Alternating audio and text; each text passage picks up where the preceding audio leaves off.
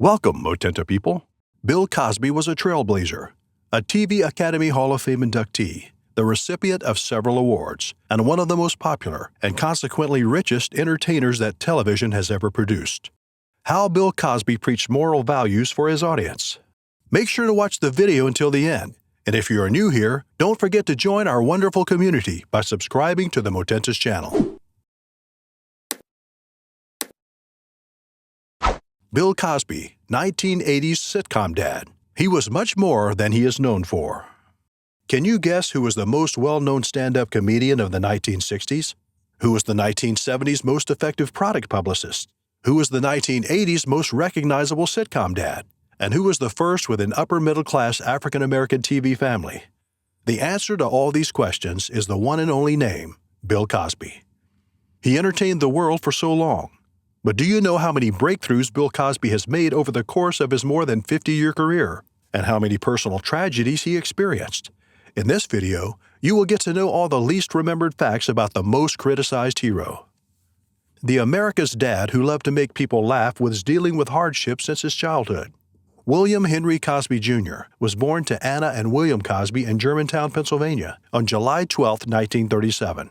His early life was marred by tragedy, because one of his 4 brothers died at age 6, and he, the oldest, became a father figure. Cosby's father was recruited into the Navy and frequently spent time away from his family. Cosby, the oldest child, worked odd jobs like carrying groceries and dusting shoes to assist his mother pay the rent. Little Cosby was busy supporting his family, but it was evident what he was made for. Even as a young child, he was considered a comedian who loved to entertain his fellow students in the school. In the early 1950s, he left high school and joined the Navy. Are you thinking that he was not interested in studies and only wanted to be a comedian? That was not the case. The value of education was something Cosby's mother always emphasized to her kids. She frequently read books to them, including the Bible and works by Mark Twain. In the end, Bill graduated from high school via correspondence and was awarded an athletic scholarship to attend Temple University in Philadelphia, Pennsylvania. Additionally, he held a part-time bartender position in a local cafe while attending college. A comic whom the pub had hired frequently failed to show up for his performance. Cosby stepped in and amused the audience with jokes and hilarious stories. He never cracked a joke while performing on stage. He didn't do tricks, songs, or dances. Talking was all he did. However, the artist had a sizable audience in his pocket the entire time. Cosby's humor consistently centers on tales about his family, regular events, boyhood adventures, and widely held ideals. He never mocked races. He gained a reputation for being a humorous bartender and received requests to perform stand-up comedy in renowned nightclubs around the country too soon. He eventually came to the conclusion that his possibilities as a comedian were more promising than his chances of succeeding as a student, and he left the university in 1962. Cosby's debut album, Bill Cosby is a Very Funny Fellow, Right?, was released in 1963. That earned him a Grammy Award. I Started Out as a Child, his second album, was awarded the 1964 Grammy for Best Comedy Album of the Year. Cosby sold more than $1 million worth of CDs each, but a major breakthrough was yet to come. Alan Sherman, an American comedian, was both one of Cosby's strongest supporters and his producer. Cosby was invited to appear on The Tonight Show in 1963 by guest host Sherman, who took over for Johnny Carson at the time. The producers of The Tonight Show were hesitant to have an African-American comedian on the program, but Sherman insisted, and Cosby became a great success, mostly because of a particular man who spotted Cosby. A thriving producer of the 60s, Sheldon Leonard, watched The Tonight Show the night Cosby appeared. Leonard signed Cosby to play a major role in I Spy, the first primetime television program to feature an African American. Alongside Robert Culp, who portrayed fellow agent Kelly Robinson, he was fabulous in his role as Alexander Scott, an undercover spy who pretended to be a tennis coach. It was forbidden by certain stations in the southern states since it debuted at a time when racial relations in the U.S. were going through a lot of turmoil. However, Cosby went on to win 3 Best Actor Emmys in a row for his performance, a record that is still in effect today. In 1967, 1968, and 1969, he received the Emmy for Best Actor in a Dramatic Series. Yes, black actors had previously been in TV comedy, but not in lead roles. Cosby's part in I Spy was revolutionary. Despite being a well-known TV personality, he took the deliberate choice to avoid directly addressing race relations in his act, instead opting for a more subtly subversive challenge to the established status quo. He once stated, "A white person hears my performance and he laughs and thinks, 'Yeah, that's the way I perceive it too.' Okay, he is white, I'm black, and we share the same perspective on things. That implies that we are similar, right? In this way, I reason, I'm doing just as much to racial harmony as the next person." And the fact that most of us were unaware of this, that some of his most significant work was being done in the background. How? By demanding that his acts be performed by black men and not by white men who had been painted black, he revolutionized the stunt business for black actors. Black painted men sounds strange, right? Yes, that was the thing. However, it was Cosby who made sure to employ black people in supporting roles, before we all realized how crucial that is.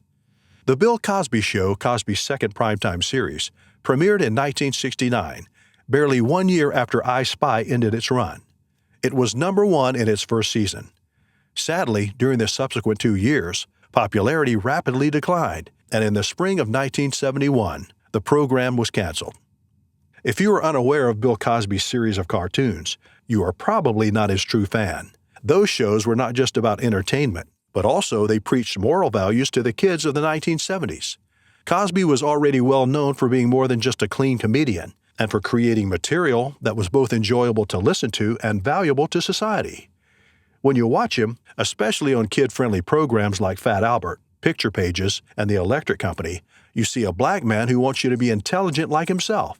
He intends for you to achieve success just as he did. He hopes for you to share his virtues. Cosby's other two tries at prime time were The New Bill Cosby Show and Cos, which debuted in 1972 and 1976. Both unsuccessful entertainment shows featured dance, sketches, and solo performances. Midway through the 1970s, Cosby made comedy albums and performed live. The majority of the materials on those albums was inspired by Cosby's early experiences. These include having his tonsils removed at the age of 5, planning an escape from a bed that he was informed was surrounded by thousands of venomous snakes, and having every item he ever created in shop class turn into an ashtray. Are you expecting to hear that he didn't produce any movies? But actually he did. Unfortunately, they were all typically disregarded. On his way to becoming the best comedian, he remained committed to his education. After graduating from Temple University in 1971, he earned his Ph.D. in education from the University of Massachusetts. By 1984, Cosby had grown weary of what he was seeing on television and had developed his own concept for a sitcom, The Cosby Show. Given the failure of his previous 2 primetime tries, the networks had their doubts. NBC received a segment from Cosby in which he played the role of Dr. Heathcliff Huxtable. His intention was for the characters to be a contented middle-class family dealing with normal issues and occurrences.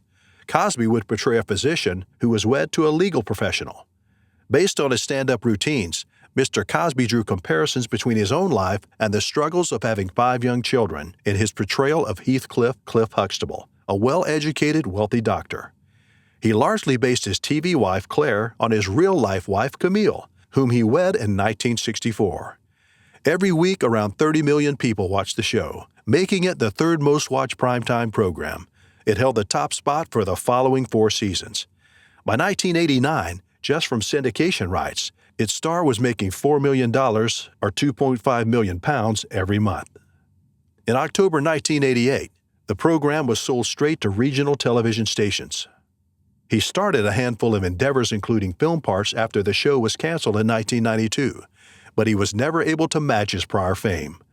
In addition to managing and producing himself, Cosby has written a number of books, including the best-selling Fatherhood, which was released in 1986. Additionally, he has worked on several television ads. He received a Kennedy Center Award in 1998 in recognition of his lifetime contribution to the performing arts. After receiving outstanding reviews for his first TV stand-up performance in 30 years, in 2013, he also embarked on a cross-country tour. During his 40s, he came back with the same level of financial stability that he lost in his early 30s. He bought a brownstone in Manhattan and a house in the Pacific Palisades neighborhood of Los Angeles after purchasing more than 200 acres to surround his farm in Massachusetts. He referred to it as the house that Jell-O built, but now he was struggling differently. What was that? He was learning to deal with the challenges of being a father and a middle-aged man. Cosby even discussed how becoming older had changed his roaming eye for ladies in a humorous essay for Ebony. He had already garnered a lot of charges for being a womanizer. However, people frequently forgot how hard he actually worked himself to overcome that negative aspect of his personality. Cosby and his wife Camille had been married since 1964 and had 4 daughters and a son, Enos. He always tried to become a perfect father, but he also had the worst luck as a father. My wife and I have 5 children, and the reason why we have 5 children is because we don't want 6. He once jokingly said without knowing that one day he would receive tragic news about his son. In 1997, it was the most unfortunate day of his life when producer Joanne Curley Kerner informed Cosby, "There's been a killing in Los Angeles. Enos may have been involved. He may be dead." He put on his winter coat without saying anything, as if to signal that he was prepared to take off right away in his private jet and fly to his son. But Curley Kerner informed Cosby that the cops preferred he remain where he was. Commander Tim McBride, the LAPD's top spokesperson, informed Cosby. A middle-aged woman had stopped a police patrol car near the Mulholland Drive exit to the 405 freeway at about 1:30 a.m. local time. She sounded panicked and claimed to have had a friend who had been shot. She directed the police to Skirball Center Drive, where they discovered Enos's unconscious body with a single bullet wound to the head. He had been fixing a flat tire while lying down next to a green Mercedes convertible that was registered to Cosby Productions. According to McBride, the witness had seen someone, but she was in a dreadful condition and was really scared. The suspect was difficult for her to adequately define. She said that Enos, who was 27 at the time, had called her on her car phone and asked her to assist him in changing a flat tire by flashing her car light so he could see in the pitch black. A man tapped on her window while holding a revolver as she waited for him to finish in her Jaguar. When she turned around and drove back, she discovered that Enos had been shot and the suspect was running away on foot. Was it a robbery? Cosby questioned. According to McBride, robbery could have been a purpose. However, nothing seemed to be missing. 3 $20 notes were in Enos's pocket, and he still wore a Rolex watch on his wrist. Those close to him were aware of how much grief he was in, because a few years before, Cosby contacted Dizzy Gillespie every day, visited him in the hospital, sat by his bedside, and told him jokes to try and lift his spirits when the jazz legend was diagnosed with pancreatic cancer. But he had skipped the funeral. Why? He explained at the time that "I don't like to see people horizontally." But now it was his own son, and he had to deal with his biggest fear of seeing people horizontally. He would have to bury Enos, his prince and only son. He would have to offer comfort to Camille. He would have to support Enos's sisters, his other family members, and their closest friends. He was aware that he would be unable to avoid the media swarm gathered in front of his home as he entered Manhattan. Cosby left the car, unlocked the front door with his key, and turned to face the reporters, and all he could say was, "He was my hero." Cosby made arrangements for Enos to be buried in the fields where he had played as a kid at the family's home in Shelburne Falls, Massachusetts. That evening, Cosby spoke with Willie Williams, the chief of police for Los Angeles, about other parents who had lost their children. They talked about Corey Williams, a 17-year-old black girl who had been shot the same day while riding home from school in South Central Los Angeles after becoming involved in a gang conflict. Cosby found out Corey Williams' mother's phone number and afterward made multiple consoling calls to her.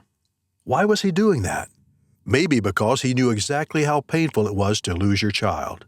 He was never ignorant of sharing the pains of others and making a difference. He had been doing that for ages. He was the one who incredibly induced the 1960s civil rights movement. He was the one that taught America that all black families are not what Americans generally consider them to be: broken, lower class, and susceptible to delinquency. For African Americans, he emerged as a real hero, inspiring them with the prospect of equality and respect in the future. So shouldn't we remember him for all the good things he ever did? Share your thoughts in the comments. What a person is really like is difficult to judge, especially in Hollywood. Was Peter Lorre born to be sinister? You should definitely define your opinion based on this video.